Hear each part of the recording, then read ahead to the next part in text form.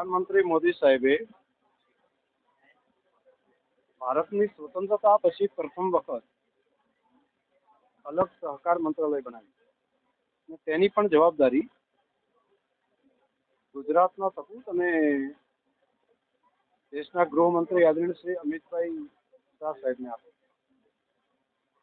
સહકારિતામાં જે પ્રમાણે દેશભરની અંદર બદલાવ આવી રહ્યો છે તે પ્રમાણે તમામ સહકારી સંસ્થાઓ એકબીજાને પૂરક થાય અને બેન્કિંગ માળખું પણ એક જ જગ્યાએથી થાય. દેશના નાણાં દેશની અંદર જ રહે, લોકોના પૈસા લોકો સુધી જાય. એ ધ્યેય સાથે સહકારથી સમૃદ્ધિનું શરૂઆત માટે બે ડિસ્ટ્રિક્ટ મોડેલ તરીકે લીધા હતા, બનાસ અને પંચમહાલ. અને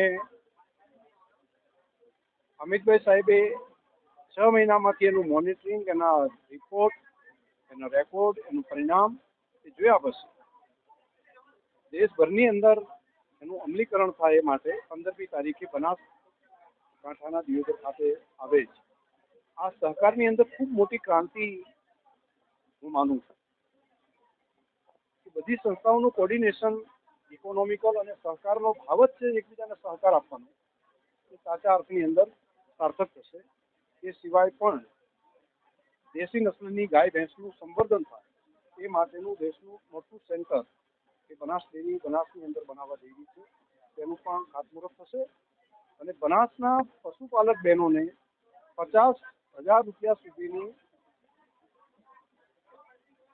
ક્રેડિટ કાર્ડ 0% વ્યાજથી આપવા માટેનું કામ એ પણ દેશના સહકારિતા મંત્રીશ્રીના આગેવાનની અંદર થવાનું છે. 15મી તારીખ એ બનાસકાંઠા જિલ્લા માટે અને ખાસ કરીને દેશ માટે પણ, રાજ્ય માટે પણ સહકારિતાનો એક નવો અધ્યાય એની શરૂઆત થશે.